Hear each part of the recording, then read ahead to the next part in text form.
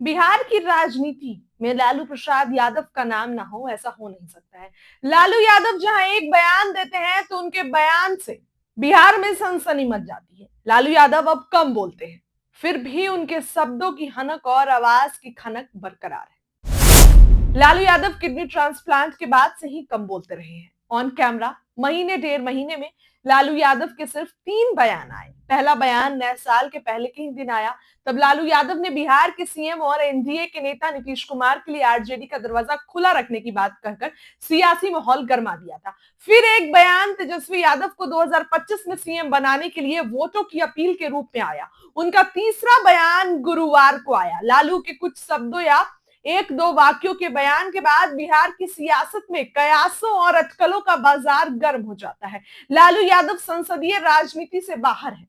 उम्र में वो 75 पार है। कई और वैधियों ने भी उन्हें घेर लिया है। आरजेडी के राष्ट्रीय अध्यक्ष तो हैं, लेकिन तमाम तरह के फैसले का अधिकार अब अपने बेटे और बिहार के नेता प्रतिपक्ष तेजस्वी यादव को सौंप दिया है। इसके बावजूद लालू की राजनीतिक हनक बरकरार है। इस साल बीते डेढ़ महीने में लालू का तीसरा बयान आया तो इसके मायने निकाले जा रहे हैं।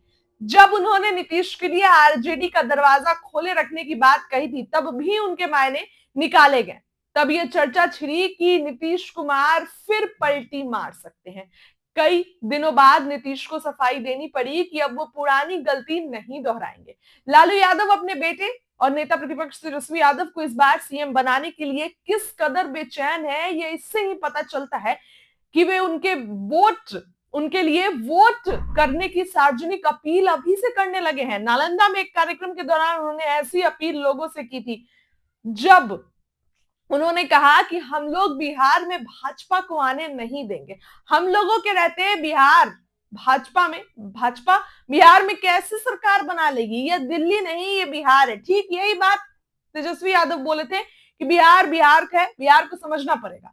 लालू ने भाजपा को रोकने के लिए हम लोगों का प्रयोग कर सस्पेंड बढ़ा दिया है। सियासी गलियारों में इसके मायने तलाशे जा रहे हैं। इसका दो अर्थ निकाला जा रहा है। पहला यह कि गठबंधन बिहार में भाजपा के हाथ सत्ता की बागडोर जाने से रोकने के लिए एकजुट है। दिल्ली में आम आदमी पार्टी के खिलाफ कांग्रेस की रणनीति से यह आशंका बढ़ गई है कि बिहार में भी कांग्रेस इसे दोहरा सकती है। अब तक इसके 3 संकेत मिले हैं। पहला कि राहुल गांधी ने महागठबंधन सरकार के जाति संरक्षण के उल्लेखनीय और ऐतिहासिक काम को फर्जी बता दिया। दूसरा, कांग्रेस ने विधानसभा चुनाव में 70 से कम सीटों पर ना मानने की जिद ठान ली। तीसरा, हरियाणा के बाद दिल्ली में कांग्रेस ने आम आदमी पार्टी को किनारे कर इशारा कर दिया कि उन्हें एकला चलने में तनिक भी संकोच नहीं है। संभव है कि लालू ने इस आशंका को खारिज करने के लिए ही हम लोग का प्रयोग किया हो। यह सर्वविदित है कि लालू यादव और नीतीश कुमार समाजवादी कुल गोत्र के हैं। 3 साल पहले नीतीश कुमार भी भाजपा के कट्टर विरोधी बन गए थे। वे घोषित दौर पर कहते थे कि मर जाएंगे लेकिन भाजपा के साथ नहीं जाएंगे। भाजपा के विरोध के लिए ही नीतीश के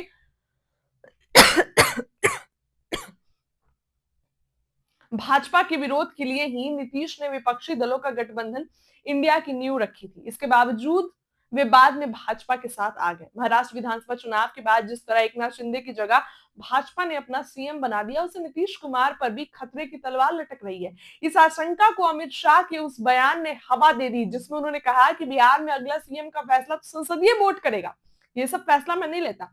उसके बाद भाजपा के प्रदेश स्तर के नेता भी गारंटी के साथ नहीं कहते हैं कि अगली बार एनडीए का सीएम फेस कौन होगा।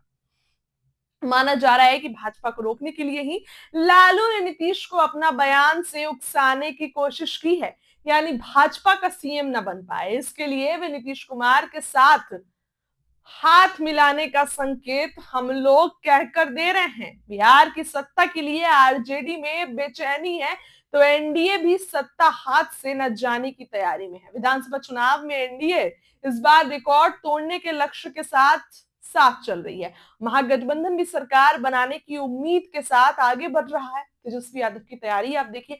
लोकसभा चुनाव के बाद हुए विधानसभा चुनावों में भाजपा को मिल रही सफलता से एनडीए का उत्साहित होना स्वाभाविक है। इधर महागठबंधन का मानना है कि दूसरे राज्य से बिहार का मिजाज अलग है, बिहार अलग है, बिहार को एनडीए को समझना पड़ेगा। इसलिए एनडीए की दाल बिहार में नहीं गलने वाली है। आरजेडी सुप्रीमो लालू प्रसाद यादव ने यही कहा है। वो कहते हैं कि हम लोग के रहते भाजपा का सपना बिहार में साकार नहीं होगा।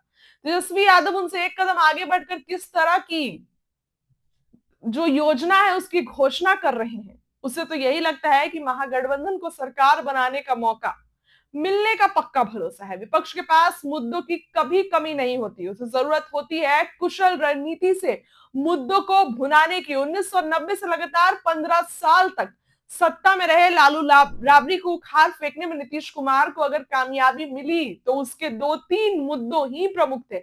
अच्छी रणनीति बनाकर नीतीश ने उन्हें भुना लिया और जनता को बता दिया।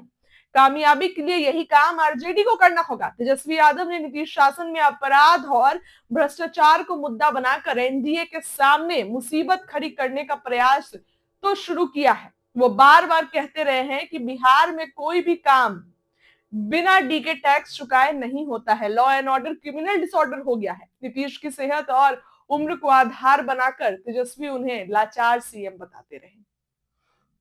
फिलहाल इस खबर के लिए इतना ही। क्या लगता है कमेंट करके बताइए। बहुत बहुत धन्यवाद।